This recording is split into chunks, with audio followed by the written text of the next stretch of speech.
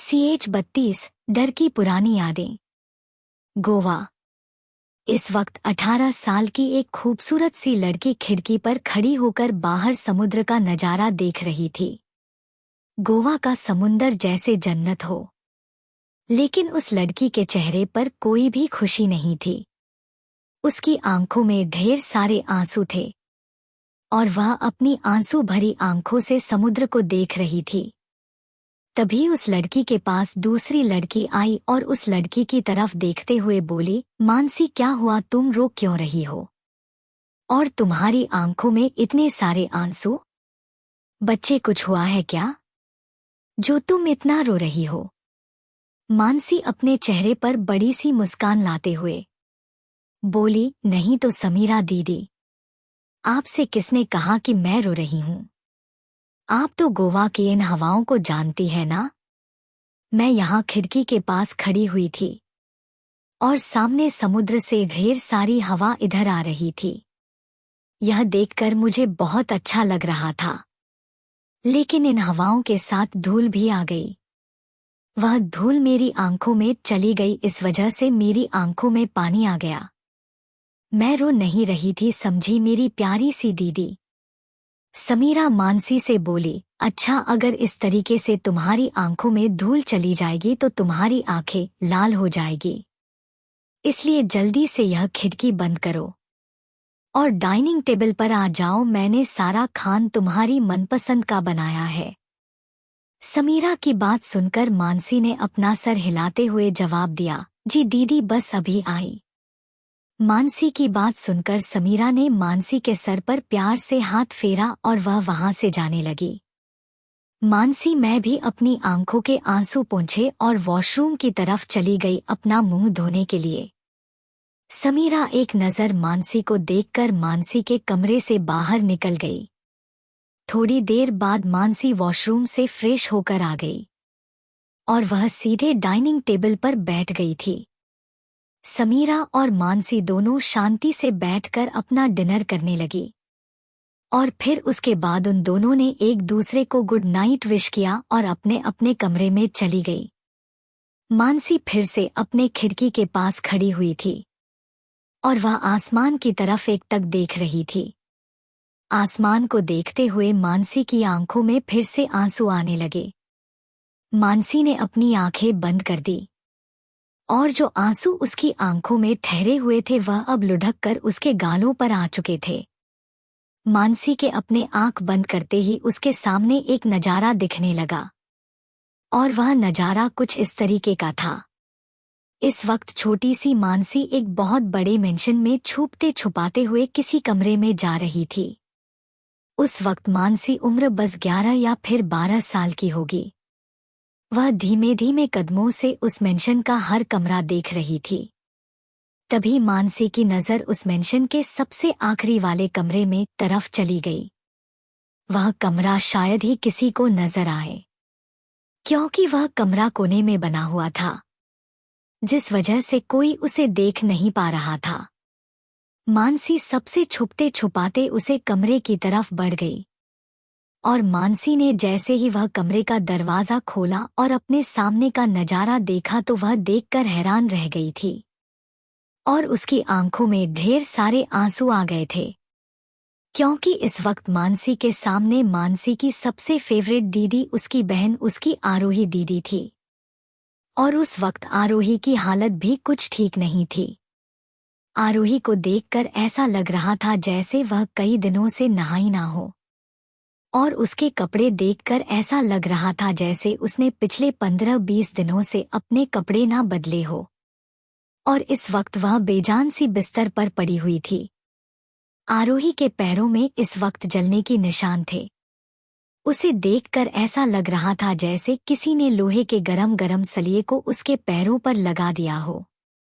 उसकी पीठ पर बेल्ट से मारने के निशान थे और उसके हाथों पर छोटे छोटे छेद बने हुए थे, जिसे देखकर साफ पता लगाया जा सकता था कि उसे ड्रग्स दिया गया है। आरोही के आंखों के नीचे काले घेरे बने हुए थे और उसके होंठ पानी की कमी की वजह से बहुत बुरी तरीके से फट चुके थे और उनमें से थोड़ा थोड़ा खून भी बह रहा था। और आरोही की गर्दन पर किसी के काटने और नोचने के निशान थे। वह छोटी सी मानसी अपनी बड़ी बहन को इस हालत में देखकर बहुत ही बुरी तरीके से घबरा गई थी। वह छोटी सी मानसी अपने नन्हे नन्हे कदमों से अपनी दीदी के पास गई और उसे उठाने की कोशिश करते हुए बोली, आरोही दीदी उठो, देखो मैं आपको बचाने के लिए आपके पास आ गई। प्लीज दीदी उठ जाओ ना, देखो कि छोटी सी मानसू आपके पास है, दीदी प्लीज उठो। मानसिक इतना बोलकर आरोही के गले लगकर जोर जोर से रोने लगी, क्योंकि उसे छोटी सी मानसी को अपनी बड़ी बहन की ऐसी हालत देखी नहीं जा रही थी और उसके दिल में बहुत दर्द हो रहा था अपनी बहन ऐसी हालत देखकर। 1-2 घंटे यूं ही बीत गए, लेकिन मानसी अभी तक आरोही को जगा नहीं पाई थी। मानसी ने आरोही के चेहरे पर बहुत सारा पानी भी डाला, उसे पानी पिलाने की कोशिश भी की, लेकिन उसके बावजूद भी आरोही को होश नहीं आया था। वह इसी तरह बेहोश पड़ी हुई थी। तभी मानसी के दिमाग में एक आइडिया आया। आरोही उस वक्त बहुत ही दुबली पतली और कमजोर थी, जिस वजह से मानसी आरोही को आराम से हिला सकती थी और कहीं पर भी ले जा सकती थी। इसलिए मानसी ने जल्दी से आरोही को बिस्तर की एक तरफ खींचका दिया और आरोही की जगह वहां पर ढेर सारे पिलो रख दिए और आरोही को अपने कंधे का सहारा देकर वह उसे कमरे से बाहर ले जा रही थी। मानसी जब आरोही को बाहर लेकर आई तो उसने देखा कि वहां पर ढेर सारे सर्वेंट काम कर रही हैं और साफ सफाई कर रही हैं। यह देखकर मानसी जल्दी से आरोही को फिर से उसके रूम की तरफ ले गई। मानसी ने सबसे पहले उन सर्वेंट्स का ध्यान हटाया और एक खाली ट्रॉली के नीचे पर्दे लगे हुए थे। मानसी जल्दी से आरोही को अपने कंधे के सहारे बाहर लाई और उसे उस ट्रॉली के निचले वाले हिस्से में लेटा दिया।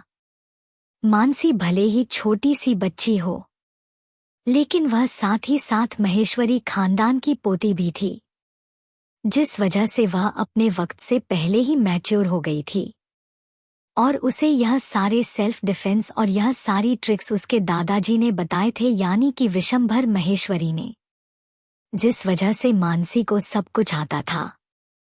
नौकर को ट्रॉली लेकर बाहर की तरफ चले गए थे।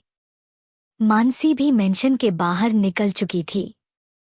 2 दिन बाद आरोही को अब होश आ चुका था, लेकिन उसे देखकर ऐसा लग रहा था जैसे वह इंसान ना होकर जिंदा लाश हो। आरोही को होश आए पूरा 1 दिन बीत चुका था, लेकिन उसने अभी तक अपने मुंह में से एक लफ्ज भी नहीं बोला था।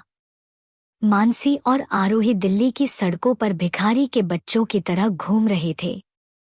मानसी बड़ी मुश्किल से पिछले 2 दिन के अपने खाने को बंदोबस्त कर पाई थी। वह खुद भी खाती और आरोही को भी खिलाती। इस वक्त मानसी आरोही का हाथ पकड़कर लवे स्टेशन की तरफ जा रही थी, लेकिन आंशिक को यह नहीं पता था कि वह रास्ता रेलवे स्टेशन की तरफ नहीं, एक घने जंगल की तरफ जा रहा है। छोटी सी 11 साल की बच्ची को अब रास्ते के बारे में क्या ही पता होगा। काफी देर से चलते हुए अब मानसी को प्यास लग गई थी, इसलिए उसने आरोही को एक पेड़ की छांव के नीचे बिठाया। उसके बाद वह अपने और आरोही के लिए पानी लेने चली गई। मानसी बहुत देर से पानी ढूंढ रही थी, लेकिन उसे उन जंगलों के बीच पानी की एक बूंद भी नहीं मिली। प्यास की वजह से अब मानसी को अब चक्कर भी आने लगे थे, जिस वजह से मानसी को यह पता ही नहीं था कि उसके पीछे एक बहुत बड़ा ट्रक आ रहा है। लेकिन दूर बैठी आरोही ने यह सब कुछ देख लिया था। आरोही ने जब यह देखा वह ट्रक मानसी के बहुत पास आ गया है, इसलिए वह बड़ी हिम्मत करके खड़ी हुई और अपने धीमे धीमे कदमों से दौड़ते हुए मानसी के पास गई। लेकिन तब तक वह ट्रक मानसी के बहुत पास आ चुका था। आरोही ने मानसी को एक साइड धक्का दिया, जिस वजह से मानसी रोड की दूसरी तरफ जाकर गिर गई और वह ट्रक आरोही को कुचलकर आगे की तरफ बढ़ गया। आरोही के सर पर इस वक्त बहुत ही गहरी चोट लगी हुई थी और उस चोट से उसका बहुत ही सारा खून बह गया था। वहां रोड पर आरोही का खून ही खून बिखरा हुआ था। छोटी सी मानसी ने जब इतना भयानक नजारा देखा तो वह देखकर वह वहीं पर ही बेहोश हो गई।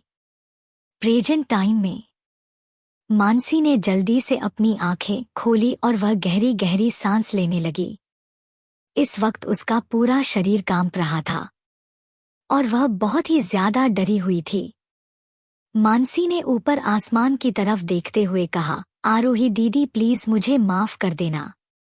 उस दिन मेरी वजह से आपकी जान चली गई और मैं चाहकर भी आपको किसी की भी नजरों में बेगुनाह साबित नहीं कर पाई।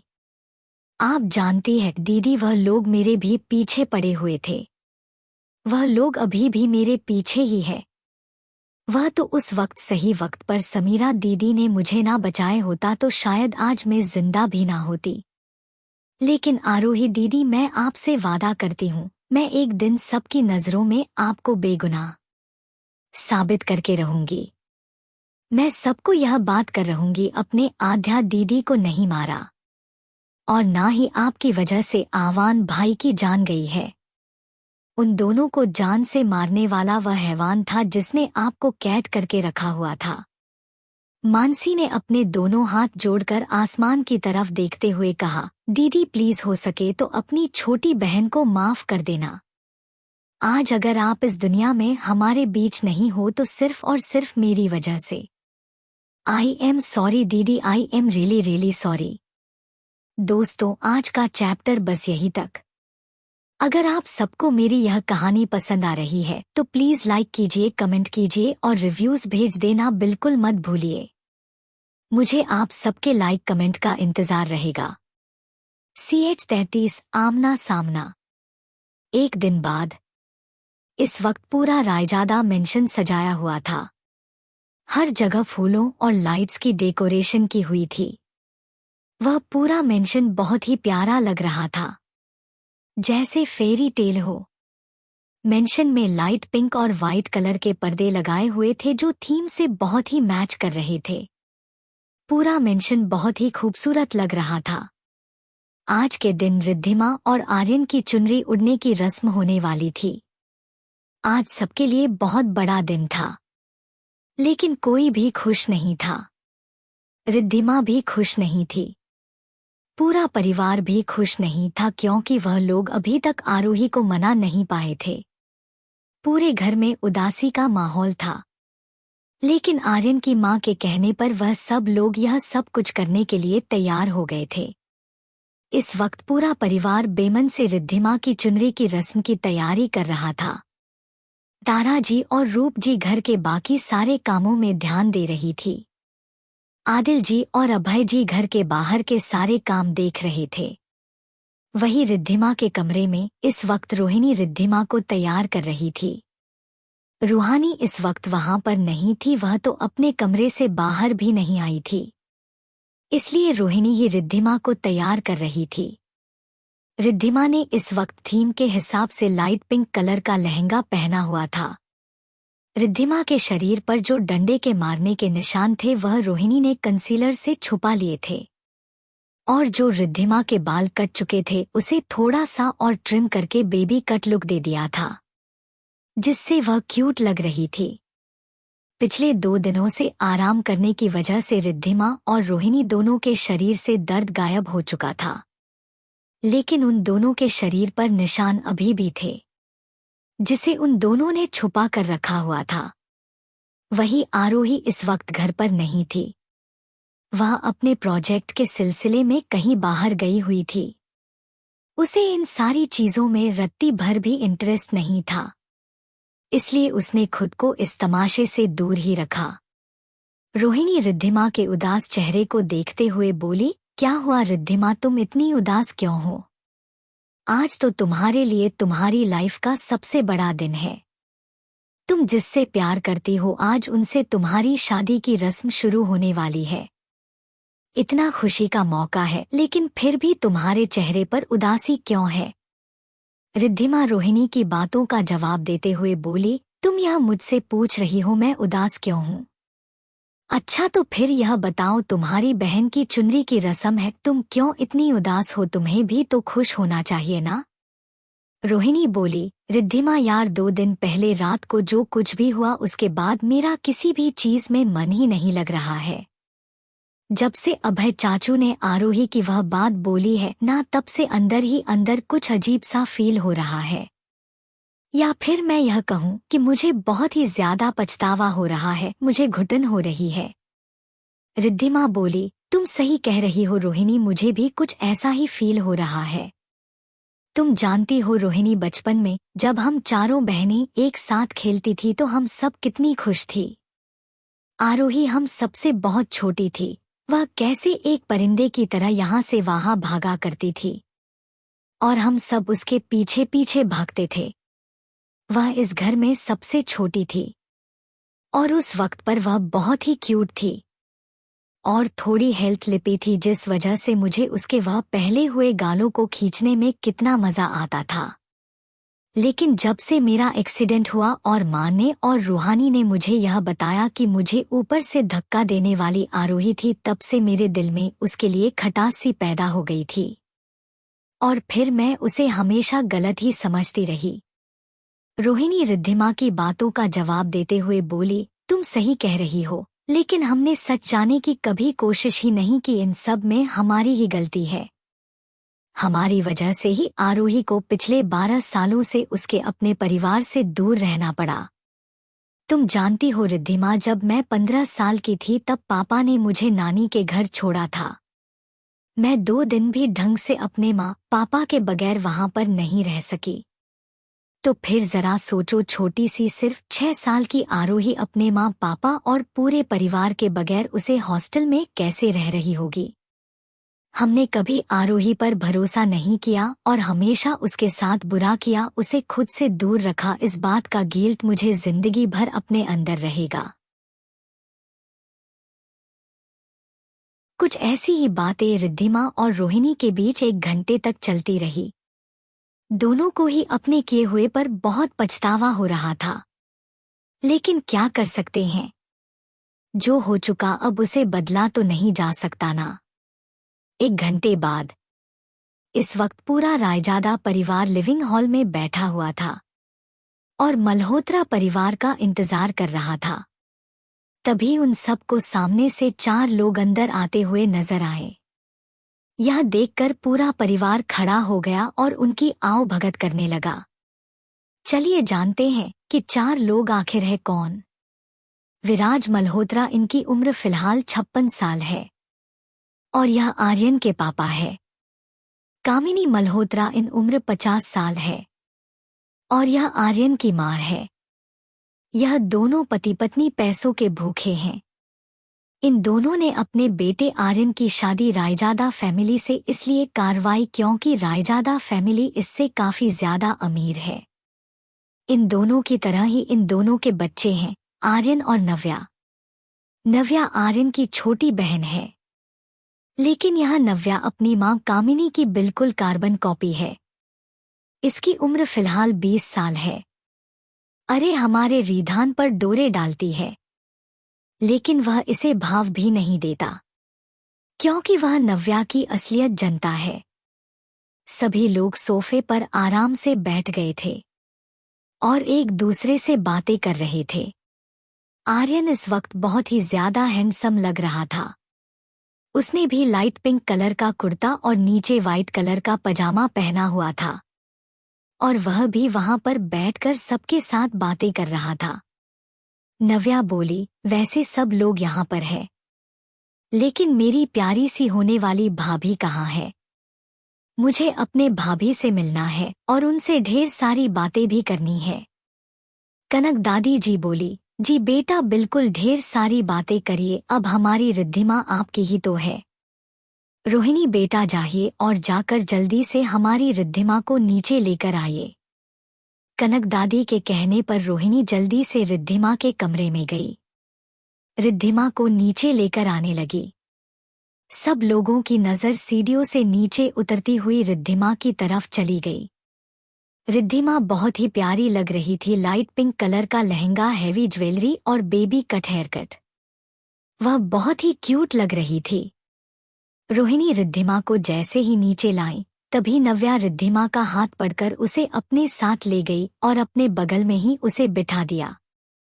नव्या रिद्धिमा के चेहरे को छूते हुए बोली, हाय मेरी रिद्धिमा भाभी, कितनी प्यारी और सुंदर लग रही है।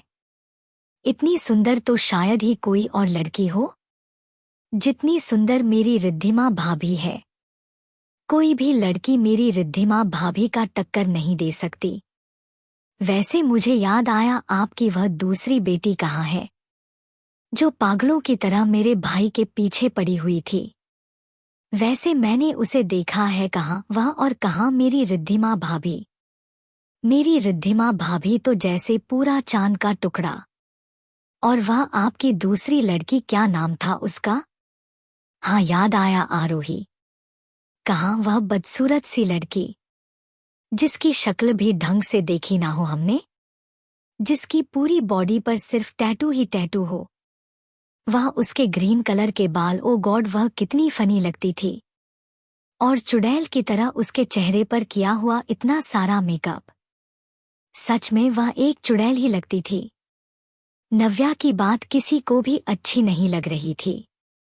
रिद्धिमा नव्या को रोकते हुए बोली, नव्या बस करो। तुम जिसकी बात कर रहे हो वह मेरी बहन है, और वह बहुत ही ज्यादा अच्छी है।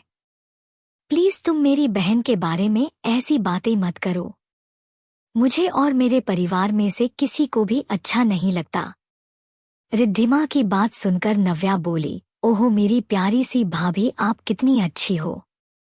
बहुत ही ज्यादा क्यूट और स्वीट हो। आप बहुत ही ज्यादा अच्छी हो, इसलिए आपको सब लोग अच्छे नजर आते हैं। वरना वह आपकी बहन किसी भी इंसान की तारीफ के लायक नहीं है।